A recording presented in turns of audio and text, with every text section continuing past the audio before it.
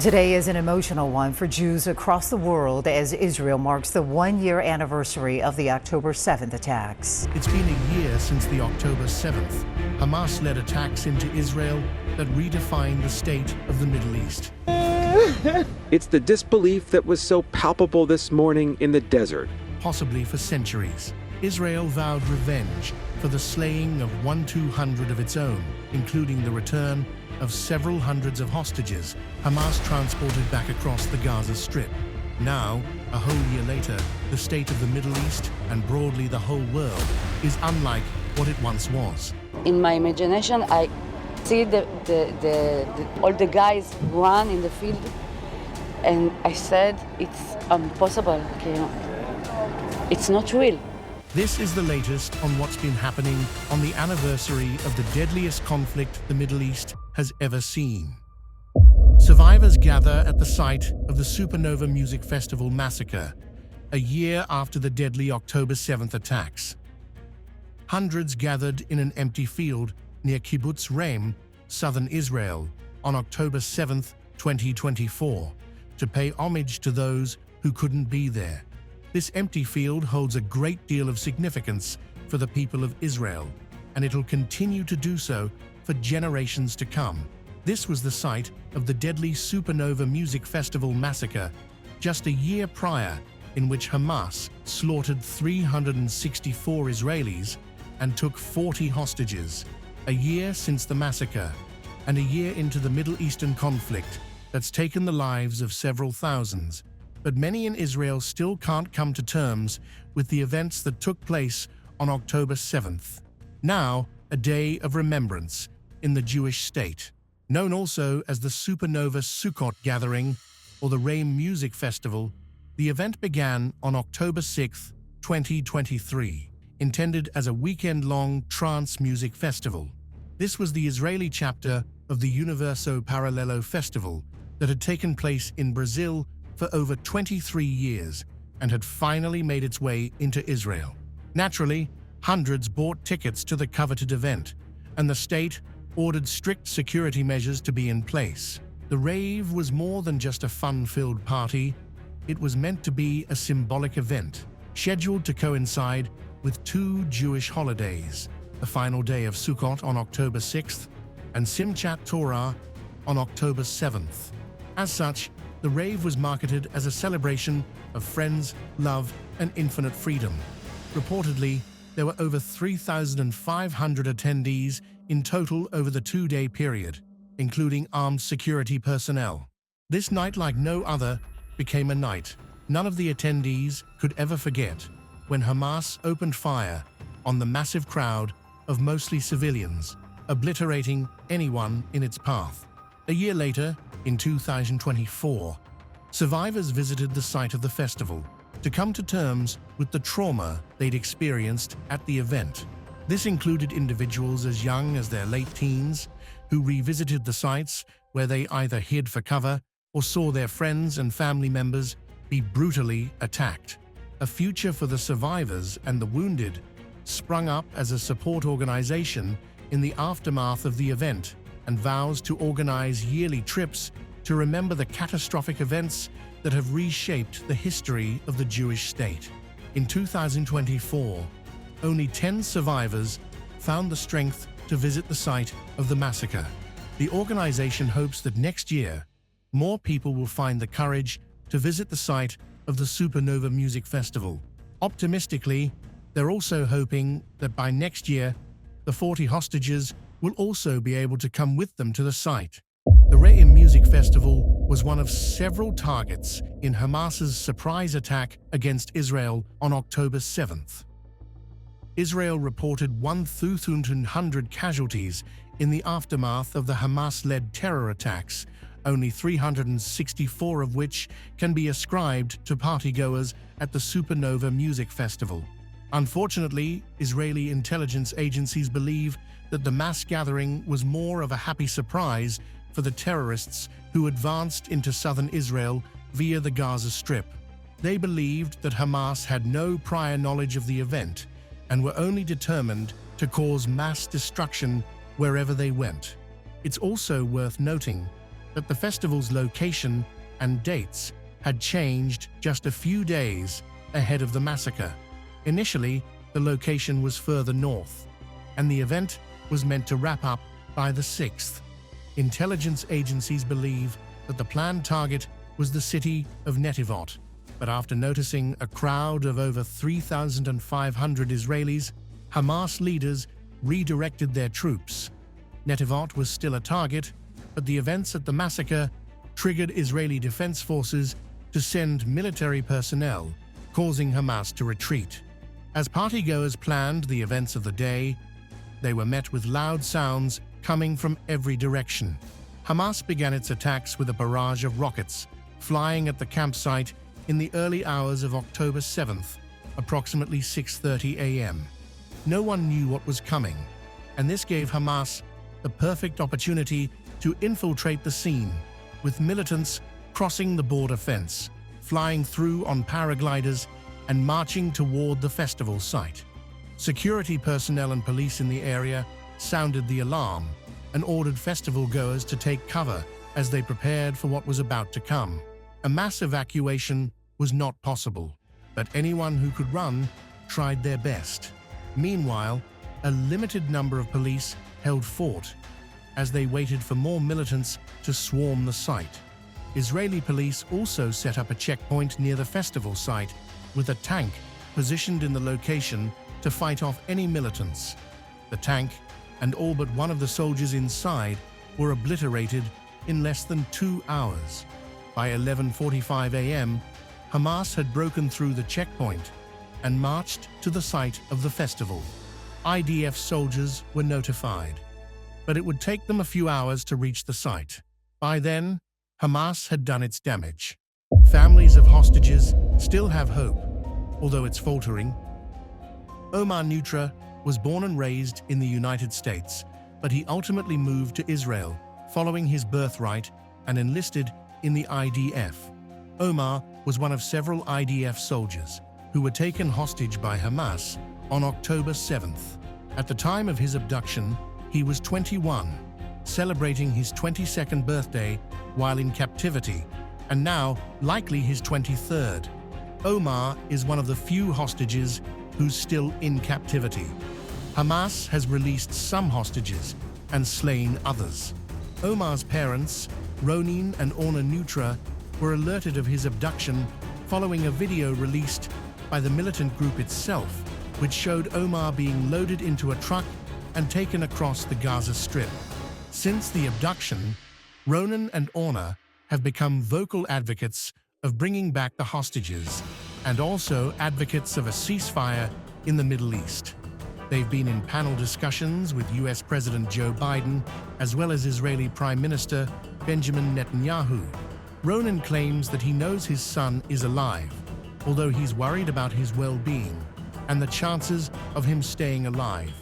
It's worth mentioning that in August 2024, trade with Hamas for the release of some hostages led to the slaying of around 6 captives after talks fell through. While Omar's parents have praised the military for its continued efforts to bring down Hamas, they believe that officials and military leaders can still do more to ensure the safety of those still in captivity. Ronin, for example, has claimed that right now it seems like destroying Hamas is a bigger priority for the IDF than bringing his son back home. Through it all, Omar's parents want an end to the fighting and just want to be able to bring their son home. Ronin and Omar are part of a large circle of family members who are still holding on to hope that they'll get to see their loved ones again someday. Unfortunately, with each passing day, their hope is waning.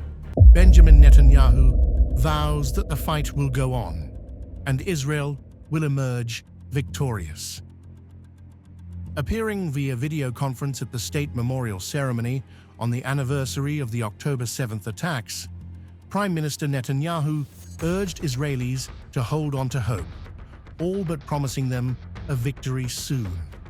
He claimed that Israel was setting a precedent not just for the 21st century, but for generations to come. The message would be loud and clear for people. Israel will defend itself. Netanyahu has been the subject of controversy throughout the world and within Israel itself.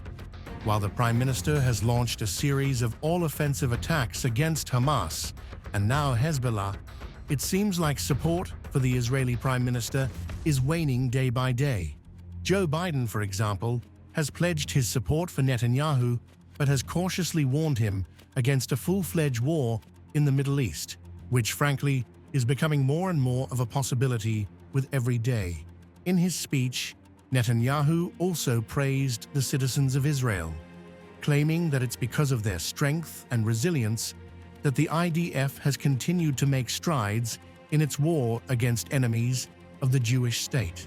Netanyahu also claimed that the monsters who had committed the October 7th attacks would be brought to justice one way or another.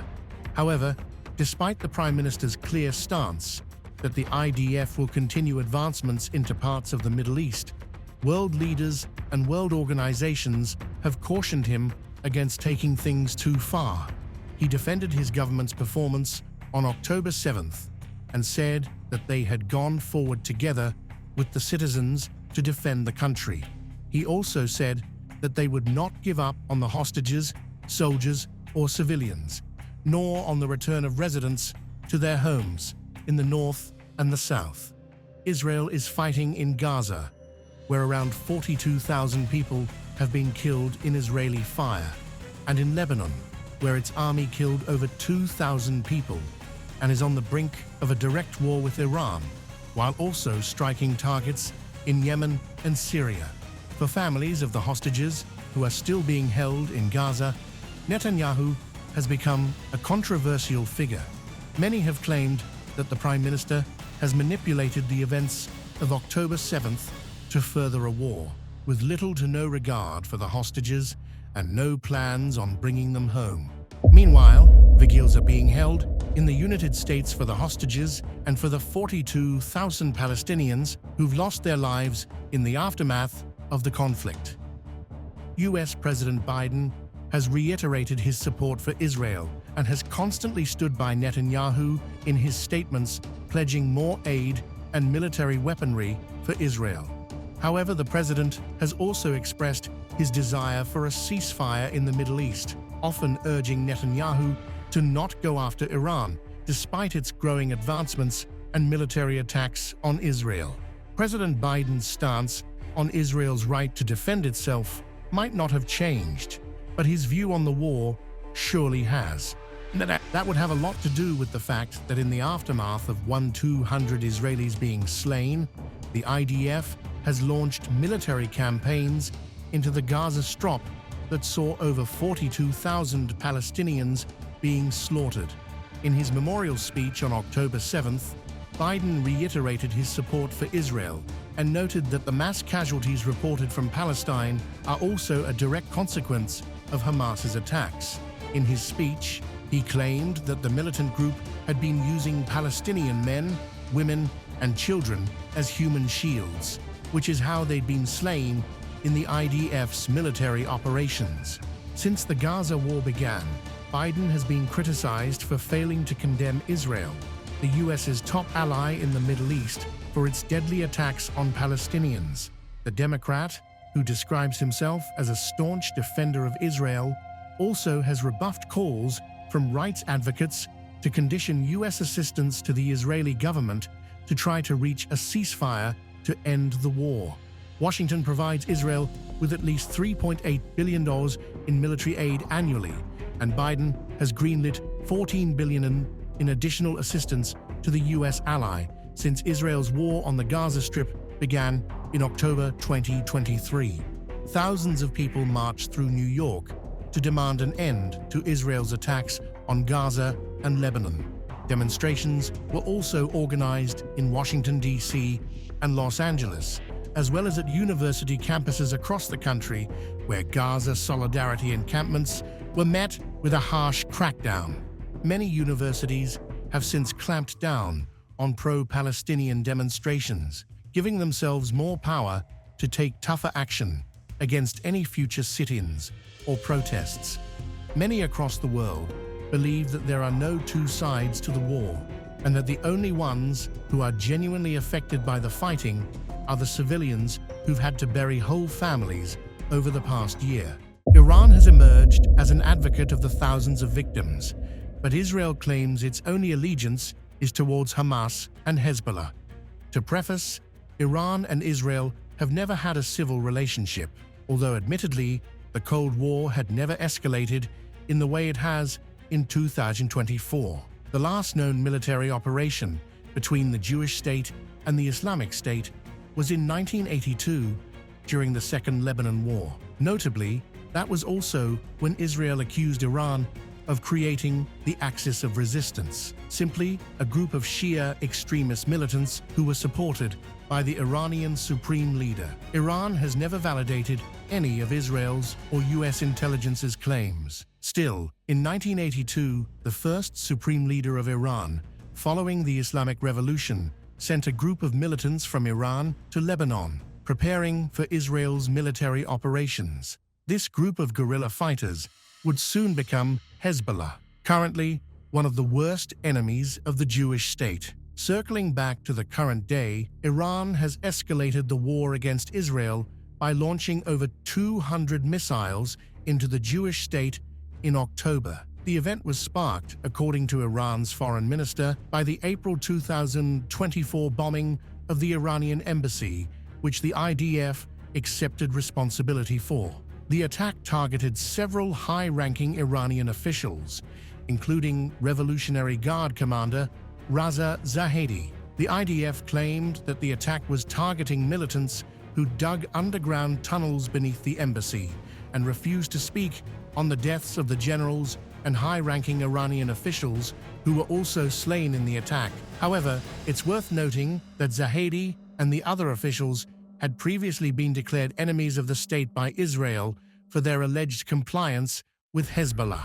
The attack sparked mass outrage in Iran, where protests from the IDF's slaying of yet another high-ranking Iranian official were still ongoing. Raza Mousavi had been targeted in a December 2023 attack, although the IDF declined any responsibility for the slaying. The embassy attack sparked nationwide outrage, and Iran vowed military intervention. On October 1, 2024, the threats culminated in Iran launching 200 missiles into Israel, an attack that would last for a total of 45 minutes. Most missiles were intercepted, although they did cause widespread destruction in Tel Aviv and its surrounding areas. No casualties were reported. Israel will respond to Iranian missile attacks, but the real question is how. This wouldn't be the first time that Iran has launched missiles into Israel. Shortly after the embassy bombing in April, Iran launched a series of missiles into Israel, reportedly over 30. All of the missiles were intercepted, and no casualties were reported. One girl was reportedly injured from shrapnel, but that was the extent of the injuries reported that day. Netanyahu cautioned Iran before and after the missile strikes in April and in October, warning Iran's President Masoud Pezeshkian of Israel's military capabilities. Yet, Israel was cautioned from attacking Iran by none other than the United States. According to US intelligence officials, Iran was on the brink of launching an all-out offensive against Israel, waiting for Netanyahu to make the first move. In both the April and October missile attacks, no casualties were reported, although several millions in property damage was attributed to the attack. In any case, Iran is a nuclear power, and US officials believe that the Islamic State has been itching to make use of the weapons in its arsenal against Israel. It's also worth noting that while Iran has declined to comment on its support for Hezbollah, the October 2024 missile launches were most likely triggered by the slaying of Hezbollah's Secretary General Hassan Nasrallah, who was reportedly slain in an Israeli attack in Lebanon. Nasrallah is believed to have held talks with senior Iranian officials, including Zahedi and Mousavi. But does this mean that Israel won't attack? No, not necessarily. Israel has vowed strict intervention and a rebuttal that will take place. At the moment, however, the country is embroiled in two military operations, one against Hamas in the Gaza Strip and one against Hezbollah in southern Lebanon. Previously, In April, when Iran launched its first round of missiles into Israel, the United States offered Israel a trade. They would greenlight the operation into Rafah in exchange for Israel to avoid a full-scale war with Iran. This prompted mass outcry, as Rafah was the site for many refugee settlements who'd been left internally displaced in the aftermath of Israel's military operations in Gaza. Israel took the deal. Speaking of nuclear weapons, will Iran ever make use of them? Will Israel? While Iran claimed that it had carried out a necessary military intervention in Israel and stated that any rebuttal from Israel would lead to a full war, Netanyahu claimed that the Jewish state will retaliate. However, how Israel chooses to fight back is the question, and a question that has every global organization worried. Although the Iranian missiles caused little damage and no casualties, Prime Minister Netanyahu said Iran had made a big mistake and it will pay for it. Members of his hardline coalition have called for a harsh response. If the strategy is to hit them where it hurts, then Israel has two options: attack Iran's oil industry or its nuclear program. In either case, attacking, more like obliterating, two of Iran's key powers would destroy the Islamic State as a whole. The only thing standing in the way of Israel carrying out the attack and ending Iran as we know it are global leaders who believe that this would be a war that would continue for generations to come. The intensity and timing of any retaliatory strike was expected to top the agenda of a planned meeting at the Pentagon between Israel's defense minister and his U.S. counterpart. But the Pentagon said the meeting was abruptly postponed. In a sign of possible disagreement over the right approach, President Joe Biden has already urged Israel not to hit Iran's nuclear program and discouraged it from hitting the oil industry. Israel has long accused Iran of developing nuclear weapons, a claim Iran denies. Any Israeli strike would involve significant logistical hurdles, including flying over 1,500 kilometers, navigating mid-air refueling, and facing Russian-made air defense systems. Additionally, Israel would need to carefully manage relationships with neighboring countries like Jordan, Iraq, and Saudi Arabia, some of whom are allies, while others might pose a threat. As world leaders urge Netanyahu to end the war, the Israeli Prime Minister calls French counterpart Emmanuel Macron's calls for a ceasefire a disgrace. An 88-member international francophone organization unanimously called for an immediate and lasting ceasefire in Lebanon, Macron said during a summit of francophone leaders being held in Paris.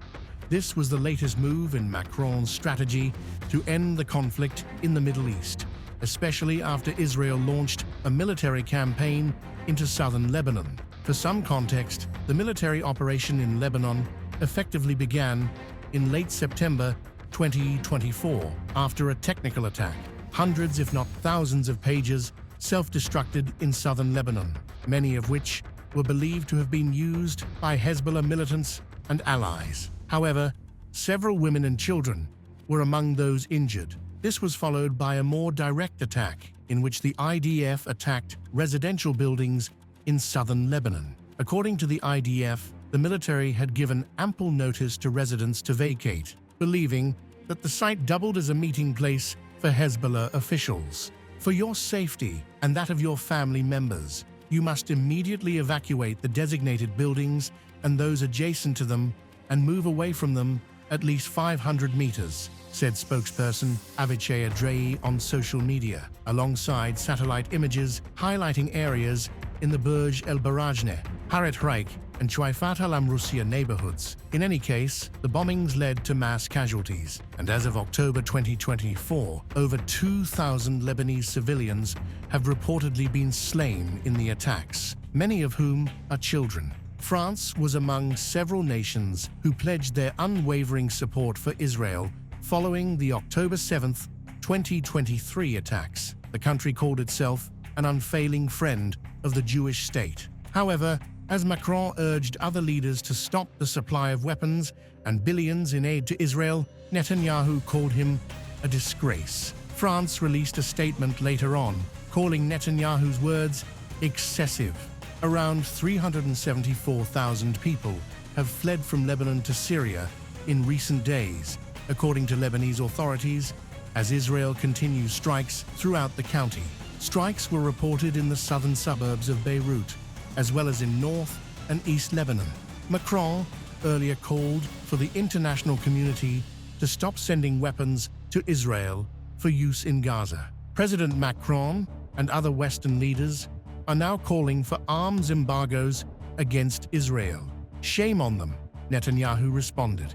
Israel will win with or without their support, but their shame will continue long after the war is won, Netanyahu added.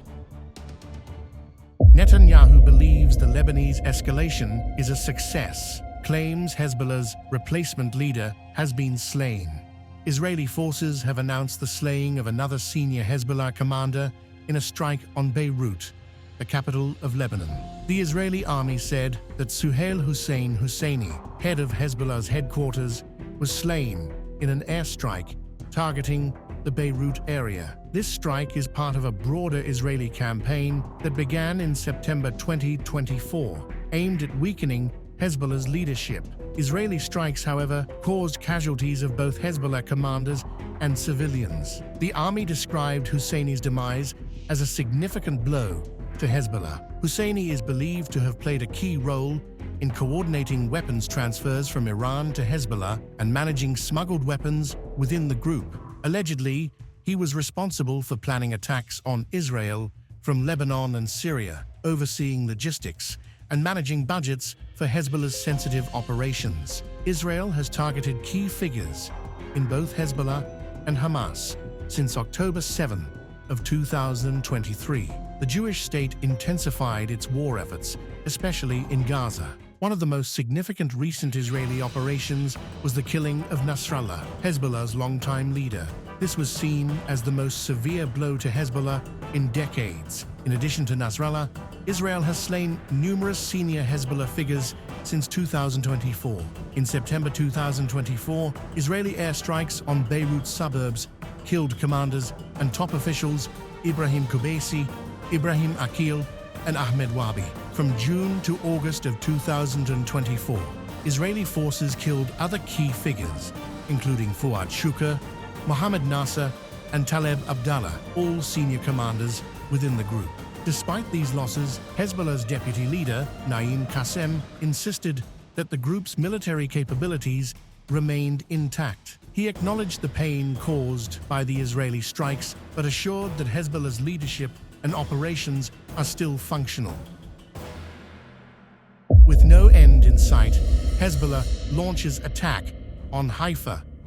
The northern Israeli city of Haifa was hit by around 5 rockets fired by Hezbollah on October 7, 2024, causing injuries to 8 people and damage to properties, according to Israeli authorities. This marked the first attack on Haifa since the 2006 war between Israel and Hezbollah. The Israeli military said it was investigating why its air defenses failed to intercept the rockets. Hezbollah claimed to have targeted a military base south of Haifa, while Israeli officials reported damage to civilian areas. Israeli warplanes responded with airstrikes in Beirut, targeting what they described as Hezbollah sites. Additionally, a third division of Israeli forces has joined the ground invasion in southern Lebanon, where Hezbollah fighters are attacking Israeli troops near border villages. Despite heavy losses, Hezbollah remains defiant, claiming confidence in repelling Israeli attacks. The IDF reported that Hezbollah fired over 135 rockets into northern Israel. Air raid sirens sounded in Haifa, and 5 projectiles landed in the city after interceptors were fired. CCTV footage confirmed 1 rocket hit near a supermarket in a residential area. Emergency services responded to the scene, treating several injured civilians. Hezbollah said the rockets were retaliation for the Israeli airstrike on Nasrallah. However, Haifa's municipal spokesman, Eliran Tal, dismissed Hezbollah's claims, stating it was an attack on civilians. He emphasized that the city's population was standing strong, despite the missile threats. Will the Middle Eastern conflict ever come to an end?